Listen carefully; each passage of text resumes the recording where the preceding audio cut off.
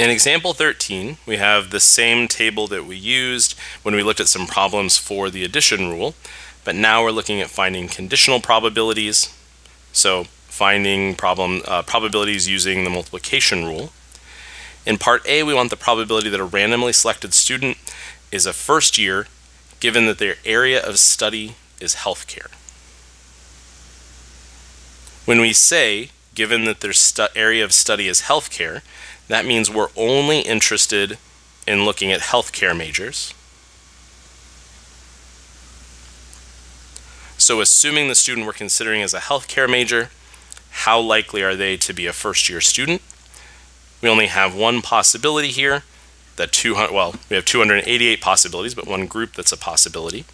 So our probability would be the 288 students out of the 997 total healthcare students, giving us a probability of 0.2889.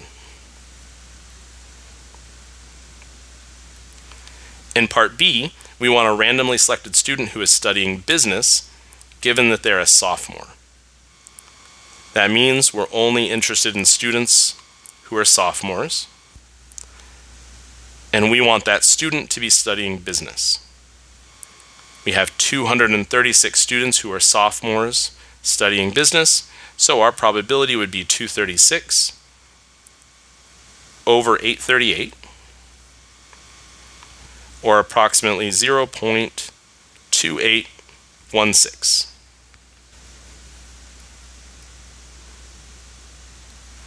In part C, we're asked to find the probability that if two seniors are chosen at random, so we're only interested in the folks who are seniors, what's the probability that they're both modern language majors?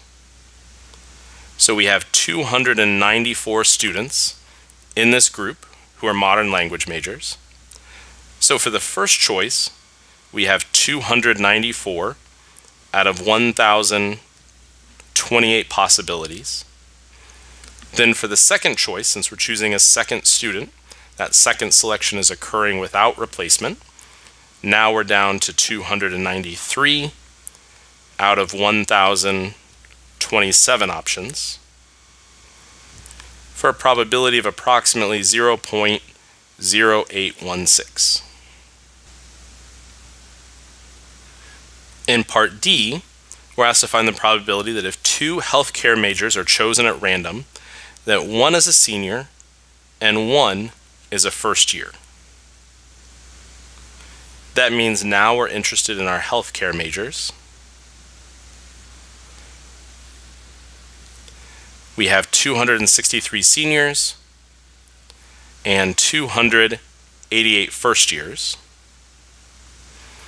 We'll use a tree diagram to map out these choices.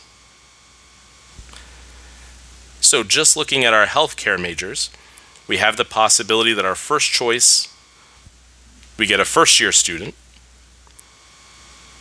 or on our first choice, we get a senior. Then on our second choice, we would consider this a success if we got a senior on that second choice or a first year student on this second choice.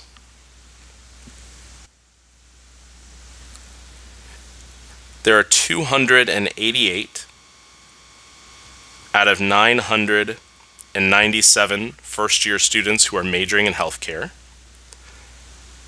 Then for that second choice, to select a senior, there are 263 possible students, but now out of 996 possible students, since sampling is occurring without replacement.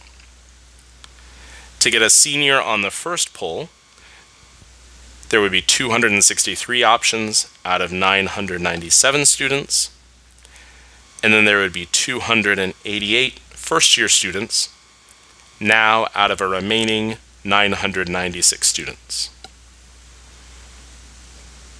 So we'll multiply those probabilities together, but use the addition rule to consider either sequence of events.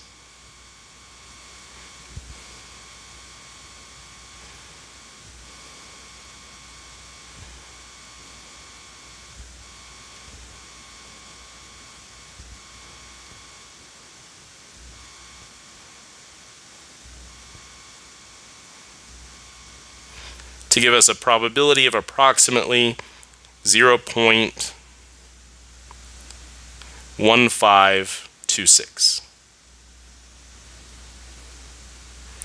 Where, again, this is the probability of getting a first-year student and then getting a senior, given that we pulled a first-year student, and the probability that we get a senior and then a first-year student, given that we got a senior on that first selection.